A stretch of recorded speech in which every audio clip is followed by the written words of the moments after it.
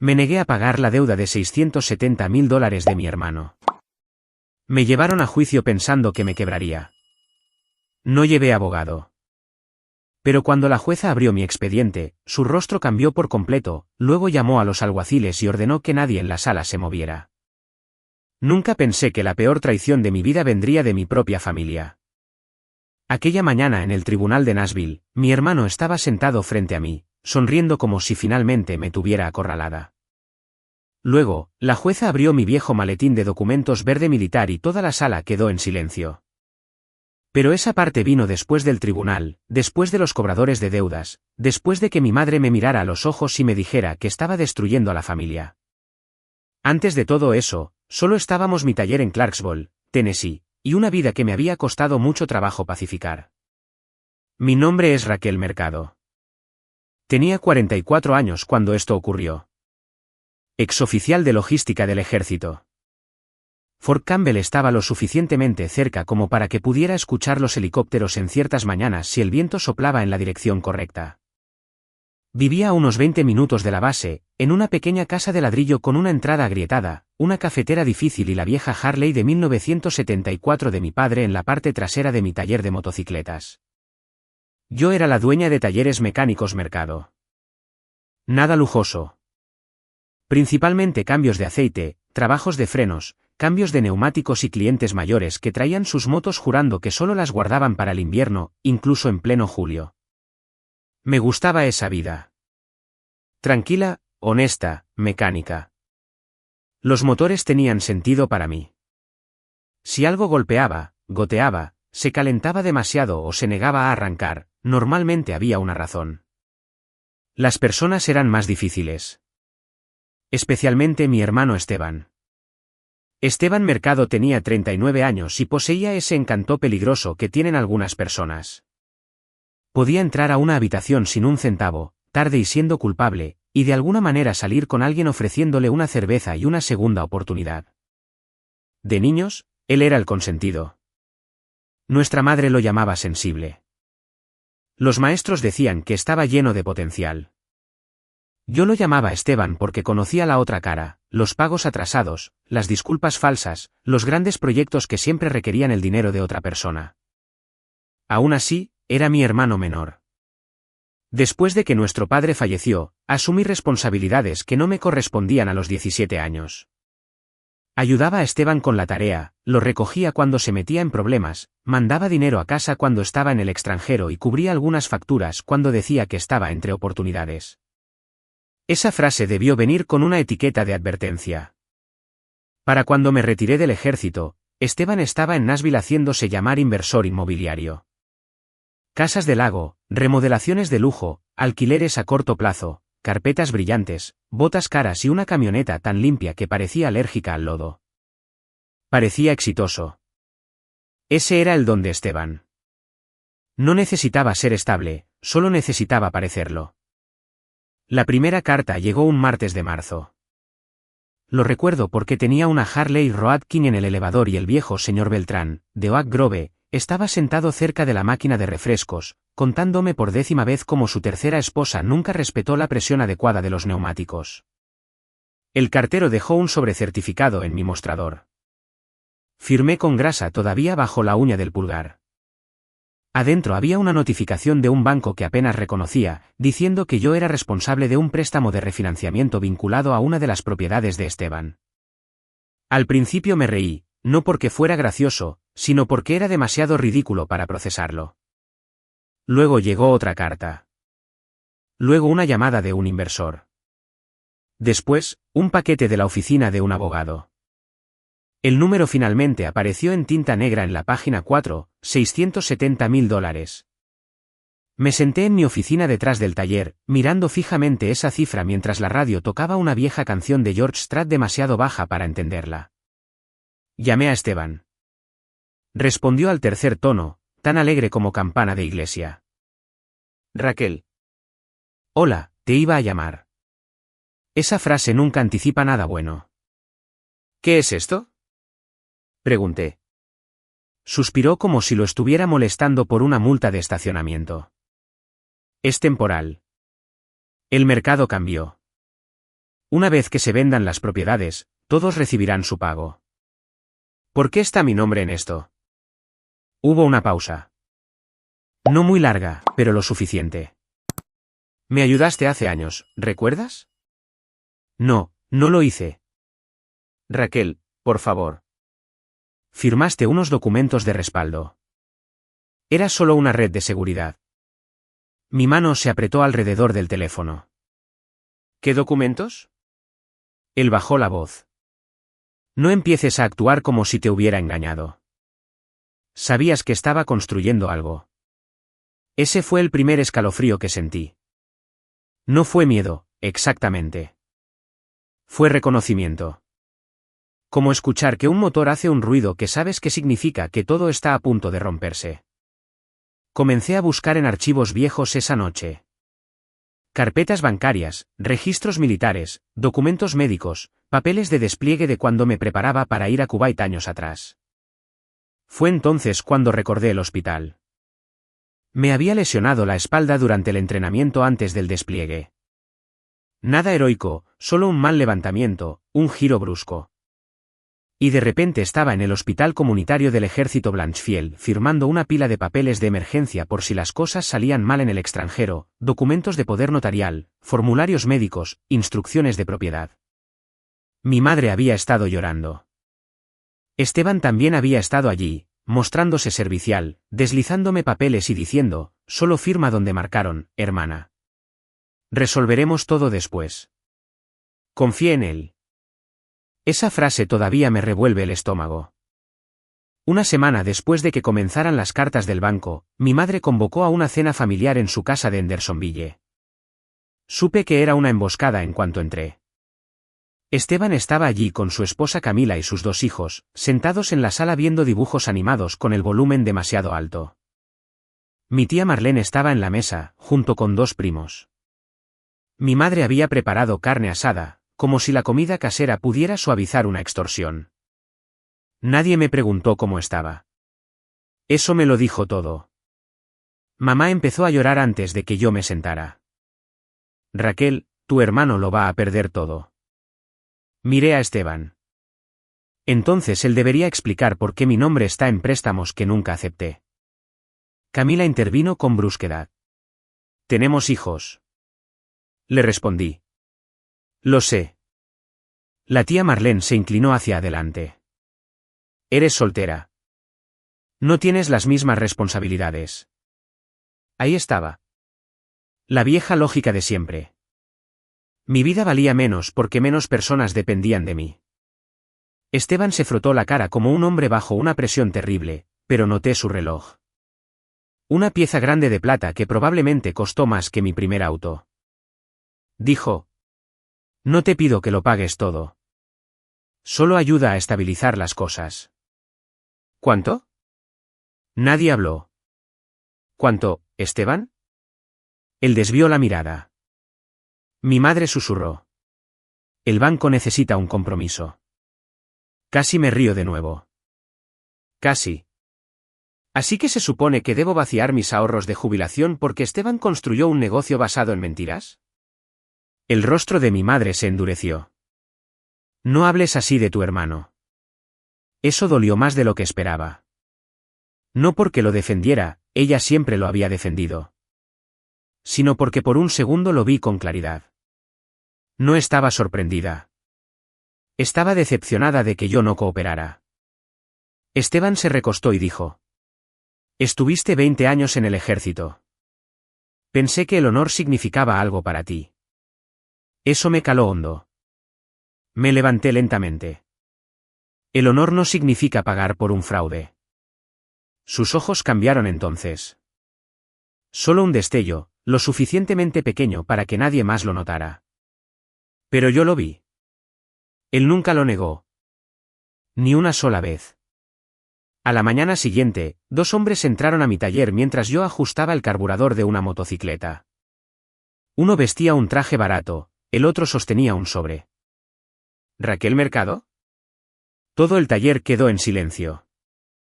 El señor Beltrán se detuvo a mitad de su historia. Mi mecánico, Luis, levantó la vista de la máquina de neumáticos. Me limpié las manos con un trapo. Soy yo. El hombre me entregó los papeles. Ha sido notificada. Esteban me estaba demandando. Mi propio hermano me llevaba a los tribunales, alegando que yo había aceptado la responsabilidad financiera y que ahora estaba dañando su negocio al negarme a cumplir con mis obligaciones. Por un segundo, no pude moverme. No por debilidad, sino porque la humillación tiene una forma de congelarte antes de que llegue la ira. Todos fingieron no mirar. Eso casi lo hizo peor. Caminé hacia mi oficina, cerré la puerta y me senté junto al viejo maletín de documentos verde militar de mi padre. El pestillo de metal estaba oxidado en el borde. Pasé el pulgar sobre el de la forma en que solía hacerlo antes de las inspecciones de despliegue. Clic. Ese pequeño sonido me devolvió a la realidad. No iba a gritar. No iba a rogar. Y por nada del mundo iba a pagar $670.000 por las mentiras de mi hermano. Esa tarde cerré el taller temprano, conduje a casa bajo una lluvia gris de Tennessee y extendí cada documento que poseía sobre la mesa de la cocina.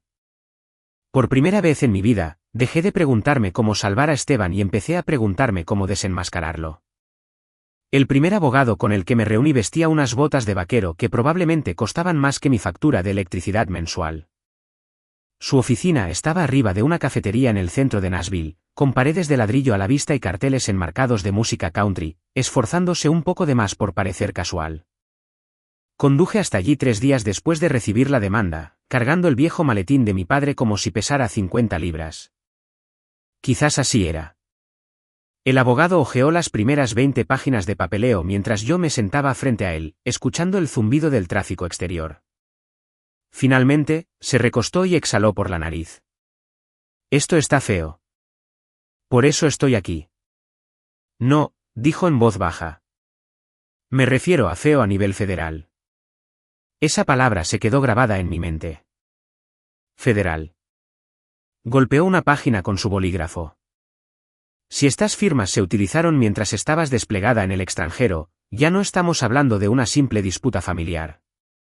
Lo miré fijamente. Preguntó. ¿Tu hermano tuvo alguna vez autoridad legal para firmar por ti? Pensé en aquella habitación de hospital años antes, las luces fluorescentes, mi espalda doliendo con cada movimiento. Mi madre llorando suavemente cerca de la ventana mientras Esteban estaba al lado de mi cama, mostrándose servicial. Papeleo temporal, dije lentamente.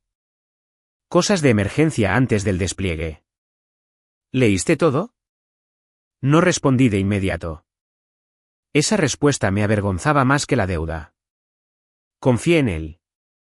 El abogado asintió de esa manera triste en que lo hace la gente cuando ya sabe cómo termina la historia. Luego me devolvió la carpeta. Necesitaría un anticipo de $75.000 solo para empezar. Casi me río. ¿$75.000? Esto podría volverse penal. Las instituciones financieras no juegan cuando están involucrados registros de despliegue militar. Entonces, ¿qué me está diciendo?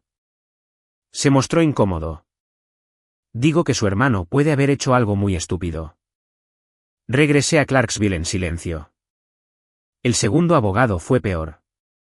Un tipo más joven, con un corte de pelo caro, que no dejaba de mirar su reloj inteligente mientras yo hablaba. En un momento dado, llegó a decir, bueno, los malentendidos familiares se vuelven emocionales. Un malentendido familiar es cuando alguien toma prestada tu cortadora de césped por demasiado tiempo. No cuando falsifican tu identidad para acumular casi $700.000 en deudas. Cuando me cotizó sus honorarios, me levanté antes de que terminara de hablar. Esa noche me quedé sola en mi taller después de la hora de cierre. La lluvia golpeaba el techo de metal mientras el olor a aceite de motor y café frío flotaba en el aire. Abrí el viejo maletín verde de nuevo. Clic. Adentro estaban años de mi vida, papeles de despliegue, registros médicos, declaraciones de impuestos, formularios del Departamento de Asuntos de los Veteranos, fotografías viejas, incluso los papeles de baja de mi padre doblados al fondo. Sentada allí bajo esas luces fluorescentes, me di cuenta de algo. Nadie vendría a rescatarme. Ni los abogados, ni la familia, ni el sistema. Si quería la verdad, tendría que desenterrarla yo misma. Así que eso fue lo que hice. Al día siguiente retiré una parte de mis ahorros de jubilación. Me dolió en el alma. Pasas 20 años en el ejército planificando cuidadosamente para no terminar en la quiebra a los 65 años, y de repente estás vaciando cuentas porque tu propio hermano trató tu identidad como una tarjeta de crédito de repuesto. Contraté a un contador forense llamado Martín Medina, de Bowling Green, Kentucky. Era un investigador retirado del IRS, con gafas gruesas y que olía ligeramente a tabaco de pipa, aunque afirmaba haberlo dejado hacía años. Martín no desperdiciaba palabras. Después de 2 horas revisando documentos en la mesa de mi cocina, murmuró: ¿Su hermano es o muy imprudente o muy arrogante? ¿Cuál de las dos cosas le preocupa más? Los arrogantes siempre piensan que son más inteligentes que los papeles. Durante las siguientes 2 semanas, mi vida entera se convirtió en papel. Pilas de solicitudes de hipotecas cubrían mi mesa del comedor. Las transferencias bancarias estaban esparcidas por el sofá. Notas adhesivas cubrían mi refrigerador. Dormía unas 4 horas por noche.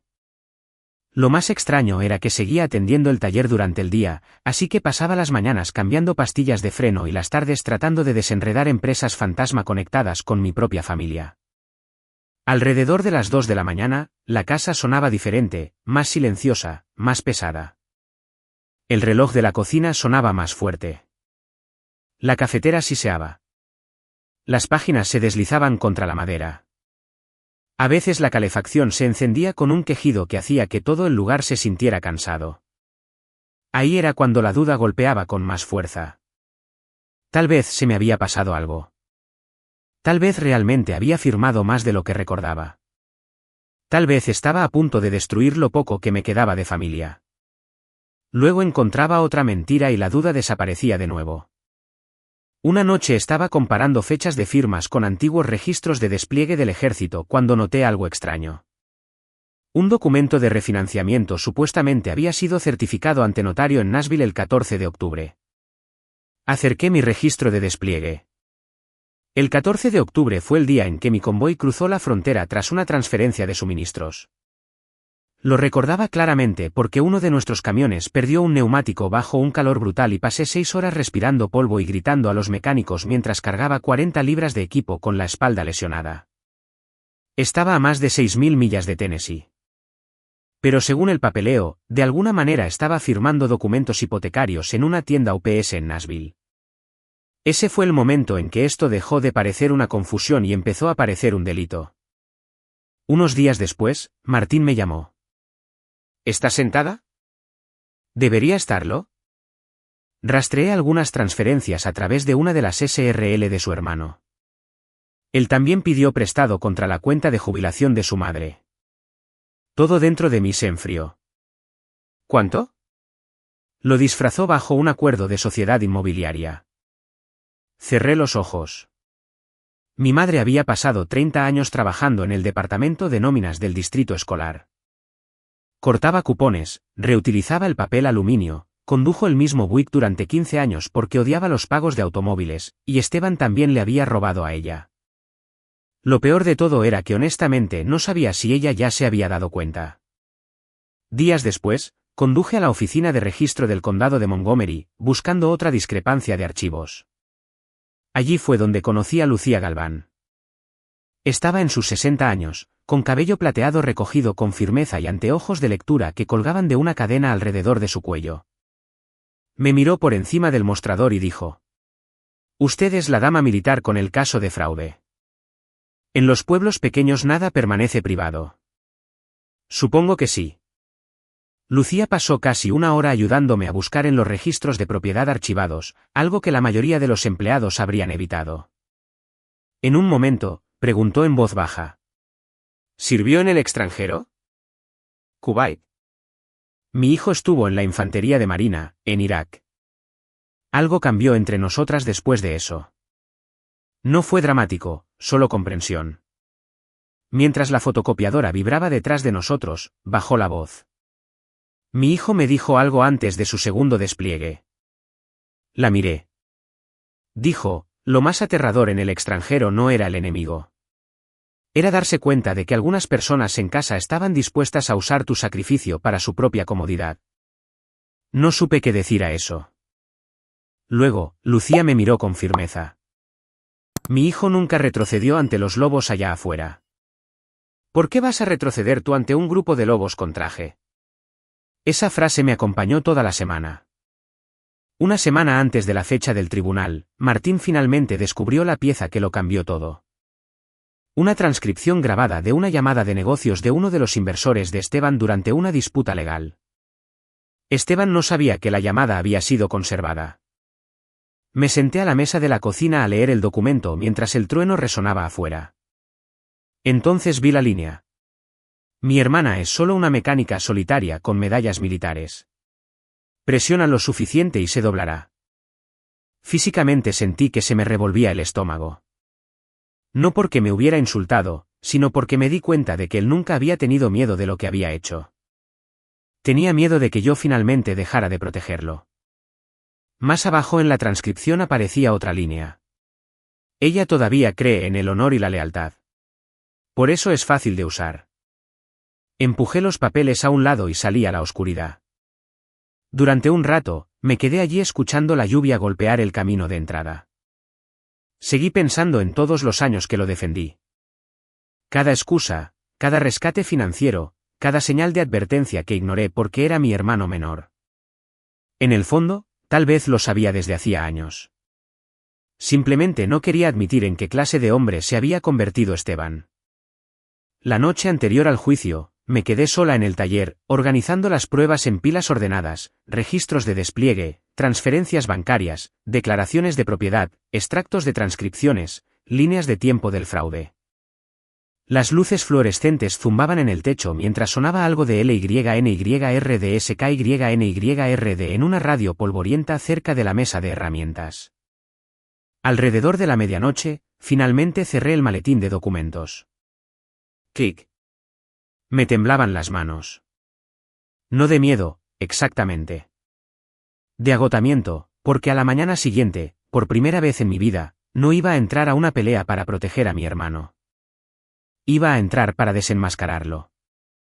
Apenas dormí la noche anterior al juicio. Alrededor de las 3 de la mañana, dejé de fingir y salí al taller en calcetines, envuelta en una vieja sudadera del ejército que todavía olía ligeramente a aceite de máquina y aire de invierno. La Harley estaba en la esquina bajo una lona, la moto de mi padre. Retiré la lona lo suficiente para apoyar mi mano en el manubrio. Metal frío, sólido, real, a diferencia de casi todo lo demás en mi vida últimamente. A las 6:30 ya conducía hacia Nashville con un termo de café cargado en el asiento del pasajero y mi viejo maletín de documentos verde militar abrochado a su lado como si fuera otra persona. La autopista estaba llena de conductores, con las luces de freno brillando en rojo a través de la niebla matutina. Los locutores de la radio hablaban de fútbol, la vida normal ocurría a mi alrededor mientras la mía parecía colgar de un acantilado. Recuerdo haber sujetado el volante con tanta fuerza que me dolieron los dedos. No porque pensara que iba a perder, sino porque finalmente entendía algo triste: si ganaba, mi familia nunca me perdonaría. Y una parte de mí todavía odiaba que eso importara. El tribunal estaba en el centro, en uno de esos grandes edificios grises diseñados para hacer que todos se sientan pequeños ante el gobierno. Pisos de mármol, detectores de metales, vieja iluminación fluorescente que hacía que todos parecieran cansados. Llegué temprano. Hábito militar. El guardia de seguridad de la entrada miró mi maletín de documentos y dijo: «Lleva suficiente papeleo ahí dentro como para empezar una guerra». Esbocé una pequeña sonrisa. Trato de terminar una. La sala de audiencias 4B ya estaba medio llena cuando entré. Y allí estaban, mi familia. Mi madre estaba sentada cerca del frente, vistiendo el vestido azul de la iglesia que siempre usaba para los funerales y las conversaciones difíciles. Se veía agotada. Esteban estaba sentado junto a sus abogados con un traje gris carbón impecable, pulido, tranquilo, confiado, sonriendo a la gente. Esa sonrisa solía funcionar conmigo también. Su esposa Camila evitó mirarme por completo. Dos primos susurraron en el segundo en que entré. La tía Marlene se cruzó de brazos como si yo estuviera insultando personalmente la Constitución por el solo hecho de presentarme. Nadie saludó. Nadie preguntó si estaba bien. Me deslicé en mi asiento sola. Mientras colocaba el maletín verde militar junto a mi silla, noté que Esteban me observaba. Luego sonrió con suficiencia. No abiertamente, solo lo suficiente. Como si ya supiera cómo iba a terminar esto. Por un momento, el temor me recorrió la espalda con tanta fuerza que casi me provocó náuseas. No era miedo al tribunal, sino miedo a la familia. El tipo de miedo que surge cuando las personas que se supone que deben amarte deciden que tu dolor es un daño colateral aceptable. La jueza Mariana Holguín entró exactamente a las 9. Tenía unos 50 y tantos años. Ojos agudos, mechones grises en el cabello oscuro, sin movimientos innecesarios. Todos se pusieron de pie. Ella escaneó la sala una vez antes de sentarse. Procedamos. El abogado principal de Esteban manejó la mayor parte de los argumentos iniciales. Voz suave, postura perfecta, el tipo de hombre que probablemente practicaba la simpatía en el espejo. Pintó a Esteban como un hombre de negocios abrumado por las condiciones del mercado. Luego me pintó a mí como obstinada, emocionalmente distante y poco cooperativa. En un momento dado, llegó a decir, la señorita Mercado se benefició de estos acuerdos durante años antes de abandonar repentinamente sus obligaciones. Casi me río en voz alta. Beneficiada. Mientras tanto, mi historial crediticio se desangraba y yo comía sopa instantánea a medianoche mientras los contadores forenses buscaban empresas fantasma ocultas. El abogado continuó. Mi cliente simplemente busca equidad por parte de su hermana. Esa palabra otra vez, equidad. Curioso como la equidad siempre parece costosa cuando otra persona es la que paga. La jueza Holguín finalmente se volvió hacia mí. Señorita Mercado, usted se representa a sí misma hoy. Sí, señoría. Me estudió por un segundo. No con crueldad, sino con atención. Me di cuenta de que no estaba segura de qué pensar de mí todavía. Una mecánica de mediana edad de Clarksville, sola frente a dos abogados y una montaña de reclamaciones financieras. Probablemente no me veía imponente. ¡Qué bien! Subestimarme ya se estaba convirtiendo en un patrón en esta familia. El proceso se prolongó durante casi una hora. Resúmenes de préstamos, pérdidas de propiedades, proyecciones comerciales. Esteban de vez en cuando sacudía la cabeza con tristeza, como si todo esto le doliera profundamente. Luego, su abogado presentó los acuerdos firmados. El asistente del tribunal le entregó copias a la jueza. Sentí que se me aceleraba el pulso. Este era el momento. La jueza Holguín se acomodó las gafas y hojeó las páginas. Señorita Mercado, dijo. Estas firmas parecen consistentes en múltiples documentos. Me levanté lentamente. Señoría, ¿puedo acercarme con registros de respaldo? Puede hacerlo. Cada paso hacia el estrado pareció sonar con un eco inusual. El sonido de mis botas en el piso pulido, el leve crujido de los papeles, alguien tosiendo en la última fila. Coloqué mis registros de despliegue junto a los documentos del préstamo. Luego abrí el maletín verde militar. Clic. Ese sonido cortó mis nervios. Manos firmes, Raquel. Deslicé varias páginas hacia adelante. Estos documentos de refinanciamiento fueron certificados ante notario en Nashville el 14 de octubre, dije. Al mismo tiempo, yo estaba desplegada en el extranjero durante una operación de convoy militar. La jueza miró hacia abajo de nuevo. Esteban se movió ligeramente en su asiento. Yo continué. También incluí registros de marcas de tiempo del ejército, bitácoras de transporte y registros de comunicaciones que confirman que yo estaba físicamente en el extranjero. Silencio. No un silencio de película dramática. Un silencio real, denso, pesado. El tipo de silencio en el que de repente escuchas cada pequeño sonido de la habitación, el papel moviéndose bajo las yemas de los dedos, el aire acondicionado zumbando en el techo, una silla crujiendo suavemente en algún lugar detrás de mí. La jueza Holguín leyó las páginas con atención. Luego se detuvo, regresó y leyó una sección de nuevo. Por primera vez en toda la mañana, Esteban dejó de sonreír. Su abogado se aclaró la garganta. Señoría, objetamos a. Ella levantó un dedo sin levantar la vista. Eso lo cayó de inmediato. Luego buscó otra página. Su expresión cambió lentamente. No fue sorpresa exactamente, sino el reconocimiento de alguien que se da cuenta de que un pequeño fuego podría estar conectado a una fuga de gas. Señorita Mercado, dijo con cuidado. ¿De dónde provienen estos resúmenes de transferencias financieras? Un contador forense los rastreó a través de registros de SRL vinculadas. ¿Y estas grabaciones? Tragué saliva una vez. Uno de los inversores de mi hermano presentó una demanda por separado el año pasado. La transcripción de la llamada pasó a formar parte del proceso de revelación de pruebas. Le entregué la copia de la transcripción. La leyó en silencio durante varios segundos, luego más tiempo. La sala permaneció perfectamente inmóvil. Incluso mi madre parecía confundida ahora. Finalmente, la jueza se quitó las gafas y miró directamente a Esteban. No a sus abogados, a él. Había visto a oficiales usar esa mirada antes en el extranjero. La mirada justo antes de que la vida de alguien cambiara de forma permanente. La jueza Holguín habló con mucha calma. Alguacil. La sala se tensó. Sí, señoría. Haga que todos coloquen sus teléfonos sobre las mesas inmediatamente. Nadie graba nada. Nadie sale de esta sala hasta que termine de revisar estos materiales. La temperatura en la sala pareció bajar 10 grados. Un murmullo nervioso se extendió al instante.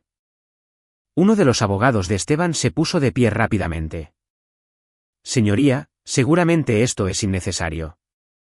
Lo que puede ser innecesario, lo interrumpió la jueza Holguín, es su confianza en que este caso sigue siendo de naturaleza civil.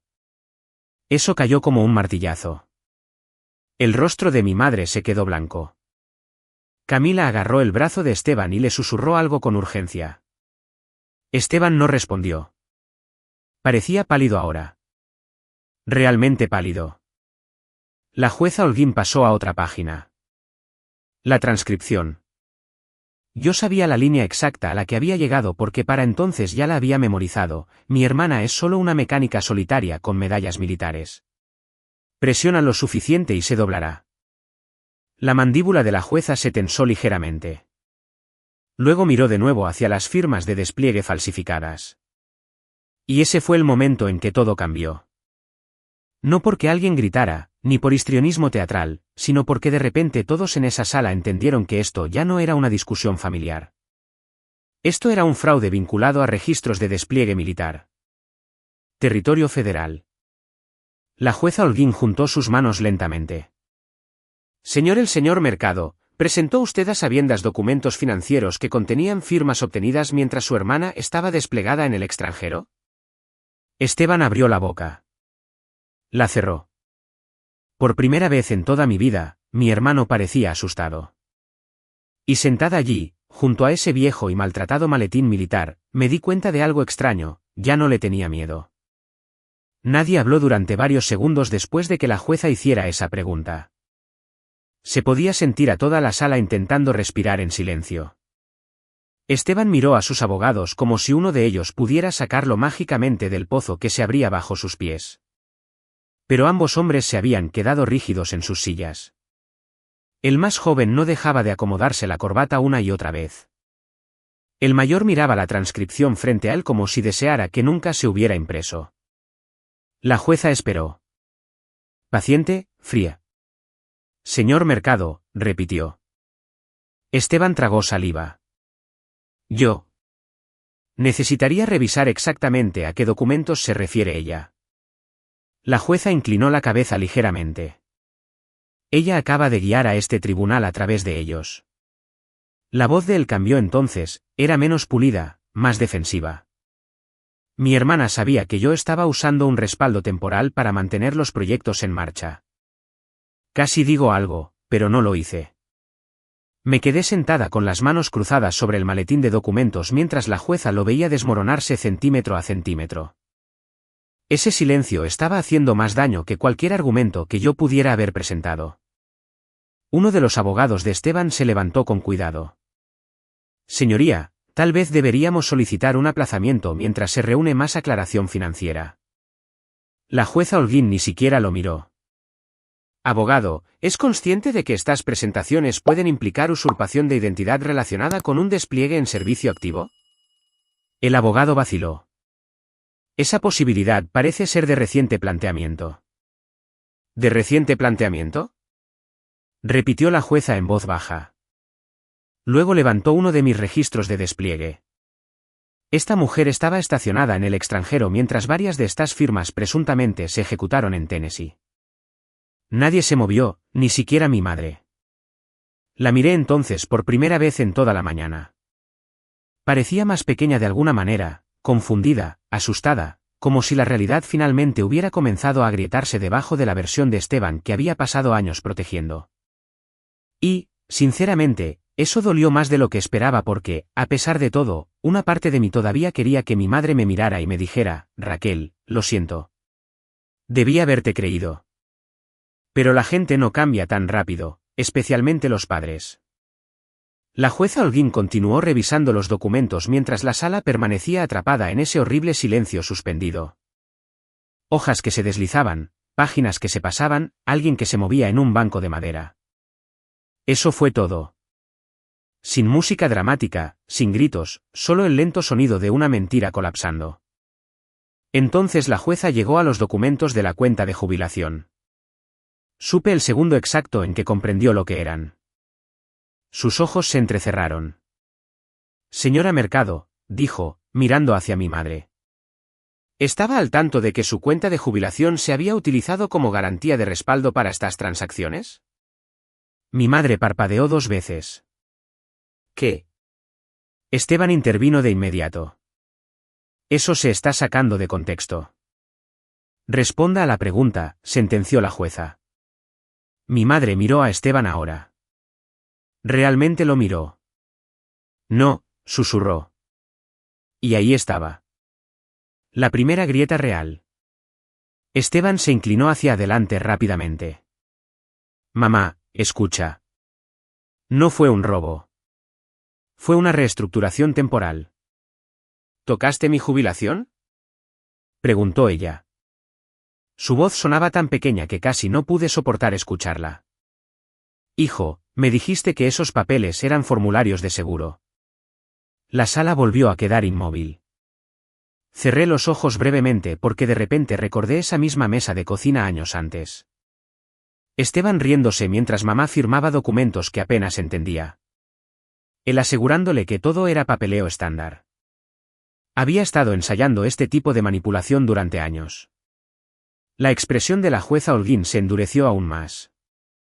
Entonces las cosas se pusieron más feas rápidamente. Esteban empezó a hablar de más.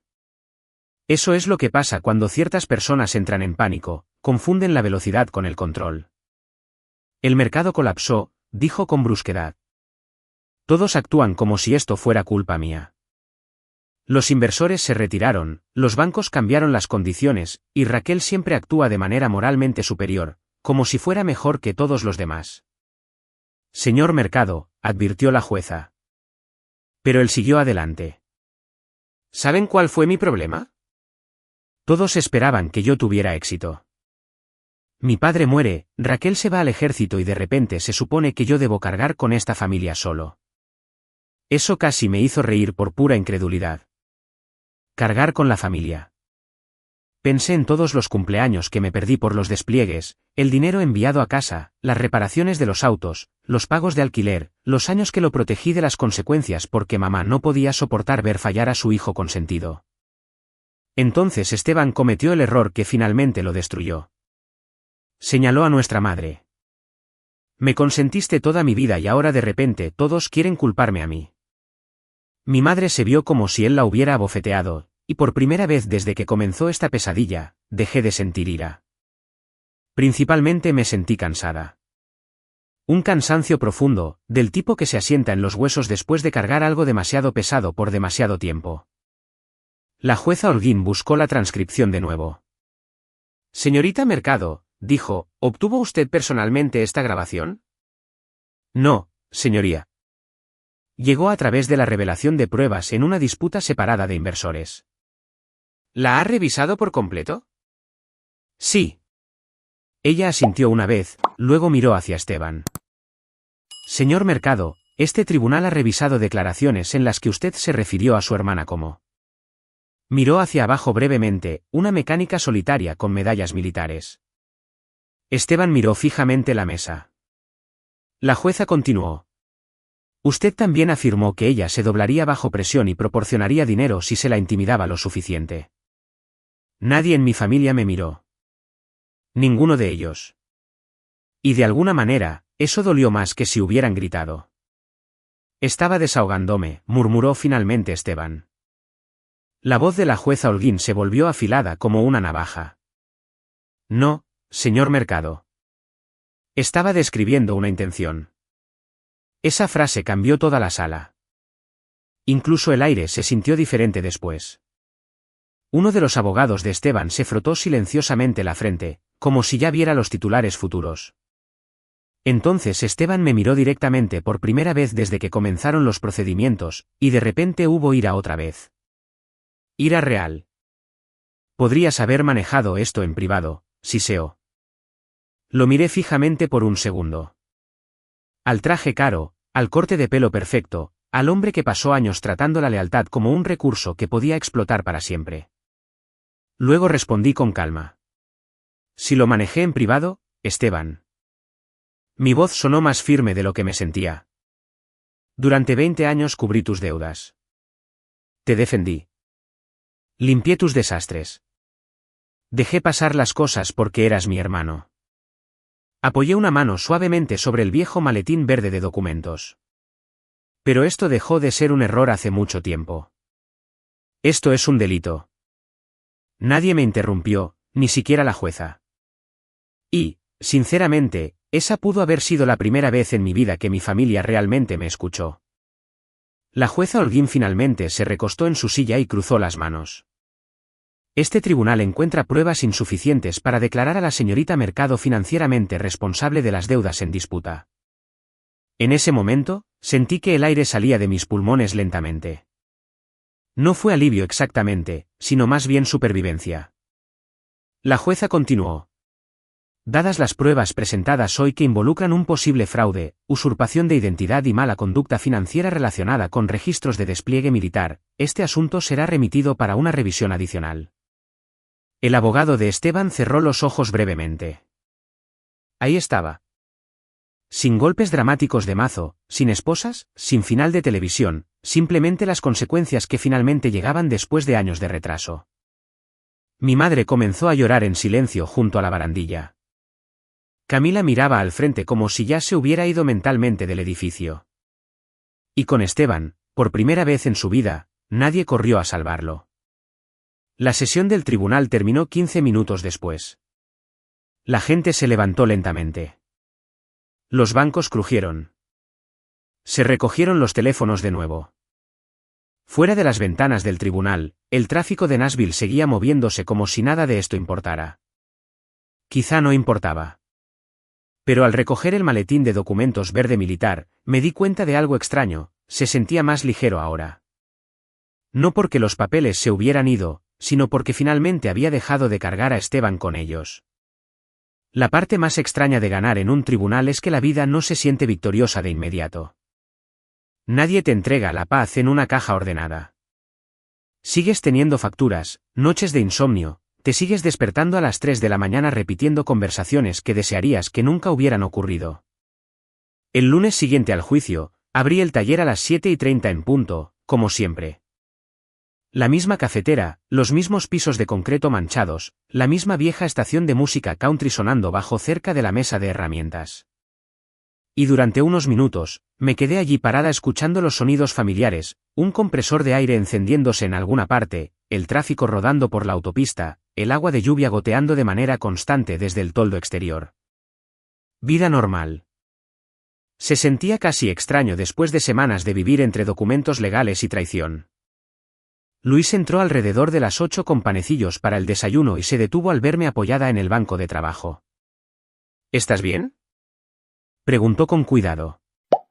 Esa pregunta casi me quiebra más que el tribunal, porque nadie en mi familia me la había hecho. Asentí una vez. Ahí voy. Me entregó un café y no presionó. Esa es otra cosa que aprendí a través de todo esto: las personas que realmente se preocupan por ti normalmente no exigen que expongas tu dolor. Durante las siguientes semanas, la vida se volvió complicada de formas pequeñas y agotadoras. Mi crédito aún necesitaba reparación. Algunas cuentas permanecieron congeladas temporalmente durante la investigación. Pasé horas en espera con los bancos, escuchando una música de ascensor terrible mientras intentaba demostrar que no era responsable de los préstamos vinculados a mi propio nombre.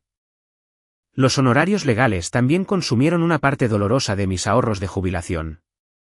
Esa parte importa porque historias como esta suenan satisfactorias cuando se cuentan rápido, pero en la vida real, incluso las batallas justificadas dejan moretones.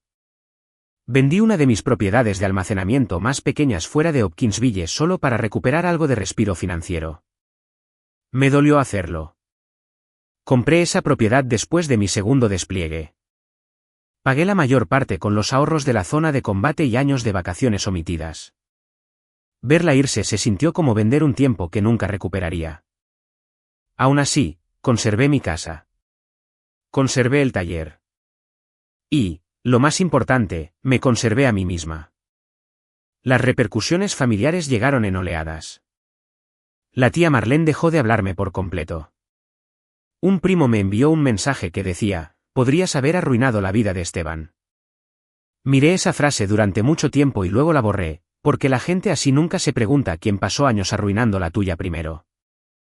Mi madre no llamó durante casi un mes. Cuando finalmente lo hizo, su voz sonaba más vieja. No lo sabía, disfrutó decir en voz baja. Me senté a la mesa de la cocina mirando hacia el patio trasero mientras la luz del atardecer se deslizaba por la hierba. Lo sé. Deberías habérmelo dicho antes. Eso casi me hizo enojar de nuevo, pero sobre todo, me puso triste, porque ya no tenía sentido pelear por el pasado. En el fondo, ella había ignorado las señales de advertencia durante años porque creer la verdad sobre Esteban habría destruido la versión de él que necesitaba mantener. Los padres hacen eso a veces. Protegen al niño que recuerdan en lugar de ver al adulto que tienen enfrente. Hablamos durante unos 10 minutos. Sin gritos, sin reconciliaciones dramáticas, solo dos mujeres cansadas lidiando con las consecuencias.